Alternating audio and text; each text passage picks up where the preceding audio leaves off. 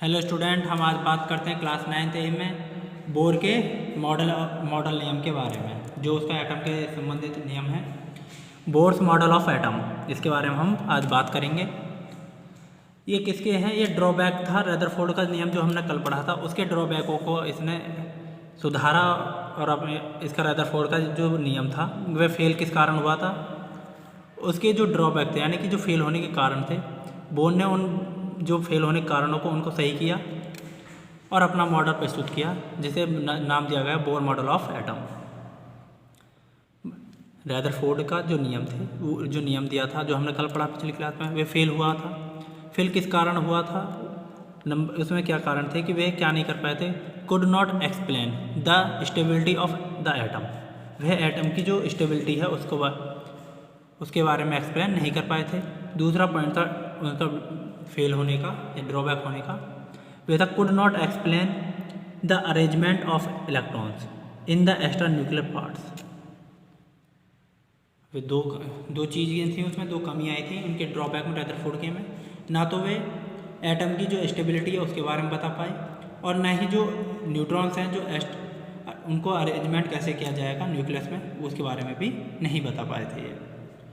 फिर उसके बाद रदरफोर्ड के बाद आए इनके जो कमियां हैं इनको सुधार कर लेकर आए बोर अंकल लेकर आए। पर बोर अंकल जो लेकर आए उस मॉडल को नाम दिया गया Bohr model of atom. Bohr model of atom इन्होंने क्या किया? बोर अंकल ने इन्होंने किया कि जो इसकी जो स्टेबिलिटी बताई, पहले तो एटम की स्टेबिलिटी के बारे में इन्होंने एक्सप्लेन किया, और जो इलेक्ट्रॉन हैं इनके अरेंजमेंट के बारे में इन्होंने बताया। क्लियर? इन्होंने क्या क्या कहा उसके बारे में हम जानते हैं बोर भाई साहब ने। नंबर 1 पॉइंट दिया था इन्होंने कि electrons revolve around the nucleus in the special orbit known as energy level. यानी कि जो इलेक्ट्रॉन है वह एटम के चारों तरफ, यानी कि जो न्यूक्लियस है उसके चारों तरफ घूमते हैं, और उन्हें किसके नाम दिया? स्पेशल, उन्हें नाम दिया ऑर्बिट। उन्हें नाम दिया गया ऑर्बिट। उन ऑर्बिटों को किसके नाम से जाना गया? जो ऑर्बिट हैं जिसमें घूम रहे हैं उन्हें जाना गया एनर्जी लेवल के, कि जो इलेक्ट्रॉन है वे उन जिसके अनुसार एनर्जी लेवल के अनुसार वे घूमते हैं। ठीक, हमने कल पढ़ा ये क्या होता है एटम, इसका क्या होता है न्यूक्लियस। इसे वो क्या बोलते नाम दिया था न्यूक्लियस। इसके पास क्या होता है? Positive charge. अब इन्होंने कहा था कि जो इलेक्ट्रॉन है वे न्यूक्लियस के चारों तरफ घूमते हैं।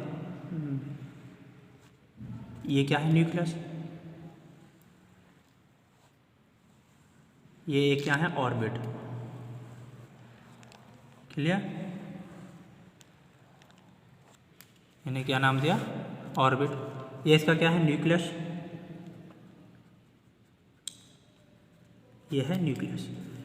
इस पहली कक्षा को यानी कि ऊर्जा लेवल के अनुसार ये ऑर्बिट बनाई गई। पहली जो कक्षा थी, जो आपकी कक्षक थे यानी कि ऑर्बिट थी, उसको नाम दिया गया था एल। इसे क्या नाम दिया गया था? एल। जो सेकंड कक्षा थी इसे नाम दिया गया था कोस थी, इस कोस को नाम दिया गया था एम। इसे नाम दिया गया था सॉरी के, इसे नाम के, इसे नाम एल, इसे एम और इसे एन। क्लियर? ये कोस थे।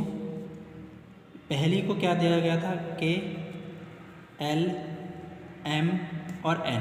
के, एल, एम, एन में इन्हें तोड़ा गया कि इसमें जो ऊर्जा होगी वह सबसे कम होगी, इसमें ऊपर जाओ इसमें ऊर्जा सब और ज़्यादा होगी, इसमें और ज़्यादा, इसमें और ज़्यादा।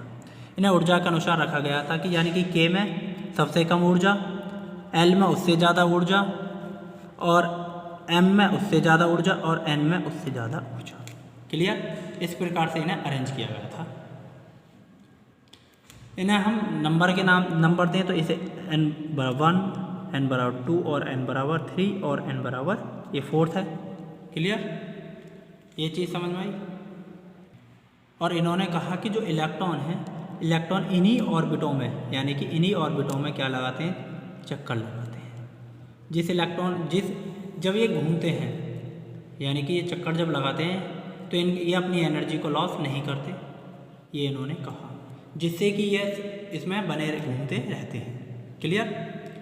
ये इसके जो ऑर्बिट है या न्यूक्लियस के चारों तरफ जो इलेक्ट्रॉन घूमते रहते हैं और इनका एनर्जी लेवल होता है, इसमें कम एनर्जी है, इसमें ज़्यादा, फिर इसमें और ज़्यादा, इसमें और ज़्यादा। तो जो इनकी जो इलेक्ट्रॉन इसमें घूम रहे हैं, इनकी एक निश्चित एनर्जी होगी जिससे ये चक्कर लगा रहे हैं, और इनकी जो एनर्जी चक्कर लगाने में इनकी एनर्जी ख़त्म नहीं होगी। क्लियर? इन्होंने यही कहा था कि देखिए यहाँ भी मैंने दिखाया, जो electron revolves around the nucleus special orbit, यानी कि एक स्पेशल एक निश्चित कक्षा में घूमते रहते हैं, यानी कि KLMNO4। इन्हें किसके नाम, इन्हें और नाम भी दिया गया एनर्जी लेवल, कि किस नाम से जाना गया, एनर्जी लेवल के, इस एनर्जी के लेवल में इन्हें बांटा गया, ये हमने जाना।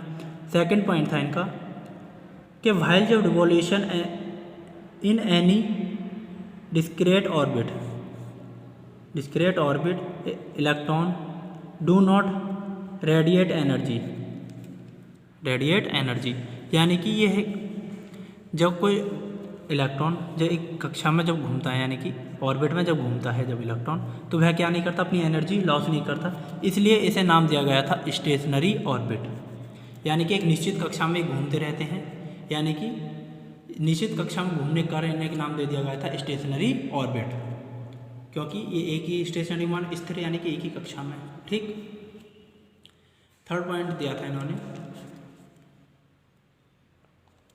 कि ऑर्बिट आर डिजाइनेटेड, यानी कि जो ऑर्बिट है आर डिजाइनेटेड एज KLMN। किस में डिजाइनेट की गई हैं? KLMN में। मैंने अभी बताई ये ऑर्बिट हैं, इन्हें डिजाइन किया गया KLMN में। ये ऑर्बिट्स हैं, इन्हें को क्या नाम दिया गया था या डिजाइन की गई थी KLMN में। क्लियर? और जो इनमें K में क्या होते हैं, ऊर्जा कम, सबसे कम, L में उससे ज़्यादा, M में उससे ज़्यादा और N में उससे ज़्यादा। ठीक। जब ये इनके पास क्या होगी, एनर्जी यदि बढ़ जाती है तो ये किस में चले जाएंगे, इस वाले में। यदि जब इलेक्ट्रॉन इस वाली ऑर्बिट में चक्कर काट रहे हैं, यानी कि अराउंड कर रहे हैं, तो यदि इसमें भी ऊर्जा बढ़ जाती है तो वे इस वाले में चले जाएंगे। यदि इनकी ऊर्जा कम होती है तो ये इसमें आएंगे, फिर कम होती है तो फिर ये इसमें आ जाएंगे। क्लियर? इस प्रकार से ये अपनी कोस, यानी कि जो इनकी ऑर्बिट है ये चेंज भी कर सकते हैं यदि इन्हें ऊर्जा ज़्यादा मिलती है। क्लियर? और इनका फोर्थ पॉइंट था ऑर्डर ऑफ एनर्जी, यानी कि जो एनर्जी का जो ऑर्डर है ऑफ ऑर्बिट इज KLMN। ठीक। Order of energy of orbit is KLMN। Clear? कि K में क्या होगा, सबसे कम, L में उससे ज़्यादा, M में उससे ज़्यादा और N में उससे भी ज़्यादा। ये मैं आपको बता चुका हूँ। क्लियर हुआ ये पॉइंट? ठीक। कल हम बात करेंगे